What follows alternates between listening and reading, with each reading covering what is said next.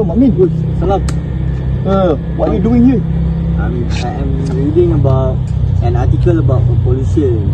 Here, it writes that our society have been struggling almost 5 years with health issue because of pollution. So, what do you think about it? What are your opinion about it? In my opinion, pollution in Malaysia is getting worse. You know, I do agree with that. that's all. So, actually, do you know why I asked you about this article, or I asked you about the opinion based on pollution? Because for me, I feel curious because is there any law that protect our society or our Malaysian from pollution? Because here it writes that almost 5 years our society or the victim of the pollution have been struggling with health issues. So is there any law covered about pollution in our country? Do you know about it? Oh, if I remember back, Yeah. my friend knows something about this. Oh, Yes, you serious? my friend is very genius. Wow. Yes, So let's ask him. let's ask him. Let's go. Hello everyone. Before we discuss what the legal issues is, so let's first understand what water pollution really is. So what is water pollution? Water pollution happens when harmful substances enter the lakes, rivers and water sources. These substances can be chemical waste, industrial waste or toxic materials.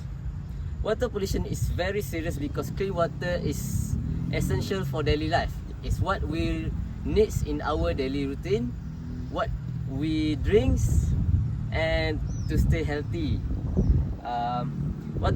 When water is polluted, it can affect drinking water, public health and even cause water supply disruption. Many water pollution cases are caused by industrial activities, especially when companies do not properly control hazardous waste. Because of this, the law plays an important role in holding companies responsible for water pollution. In this video, we will discuss how water pollution can lead to strict liability. Now, what does water pollution fall under? Well, when looking at law, water pollution fall under strict liability torts. And when defined in law, strict liability torts are when a party commits action that makes them liable despite their mental state or their intent and is based on the harm of their actions itself. Rylance v. Fletcher established this principle and also its key elements, that being their mental state, their non-natural use of land, the accumulation of a dangerous thing, the likeliness of the thing to cause mischief, and the escape of the thing and the damage being foreseeable. Example of strict liability torts would be the release of chemical or hazardous substances into another's properties, and thus pollution falls under that. One relevant case law pertaining to this issue is Petronas Gas Berhad v DWZ Industries, in which the defendant collected highly acidic industrial effluent which has high likelihood to do mischief if it escapes. The defendants act to divert the waste from being treated in the wastewater treatment and instead diverting to nearby inland waters through the construction of the fitting on the plaintiff's land amounted to a non-natural use of the defendant's land. Thus, the court held the plaintiff to be liable under the strict rule in Rylance v. Fletcher. And another case related to strict liability torts is Sajran Hill Sdiriya Berhad v ZSWM Green Tech, in which there was a leakage of untreated effluent and leachate. The leakage spread all the way until it reached Sungai Benut, which is one of the main sources of water for the locals. Thus, the court held the defendant to be liable under the strict rule in Rylance v. Fletcher. Oh, if that's the case, don't you think the company in your article is held liable under strict liability? For me, this is just based on my opinion. It's not, I'm sure, but for me, in my opinion, the company should be held liable under strict liability because all the elements from strict liability have been fulfilled by them. Even though they have no intention to cause harm or water pollution nearby, but their action has caused it to happen. So the strict liability element has been fulfilled. So I think it can be they can be held liable under strict liability. Oh, What about you? What are your opinion about this?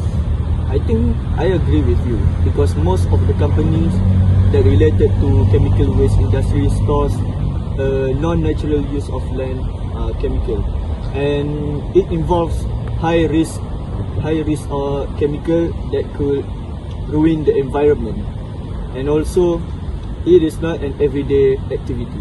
Yes, I do agree. Because there is a possibility for the waste to escape from their land to other places. Do you agree? Like if their company store chemical waste, so nearby a lake, I could say that. So it have the possibility for the chemical waste to escape to the lake, isn't it? Yes. So do the company can be held under strict liability? To be honest, I'm not really sure, but we can ask our friend AZFAR. Let's. So guys, we can conclude that the doctrine of strict liability is clearly applicable to the hypothetical case involving the company that being discussed by AMIN. So that all the essential elements under reliance against fracture are fulfilled, and the company should be held liable for the damage caused to another company. So that the imposition of strict liability in such cases reinforce the importance of corporate accountability and serve a deterrent against environmentally harmful practices. These studies highlights the continuing relevance of strict liability in addressing modern environmental challenges arising from industrial activities.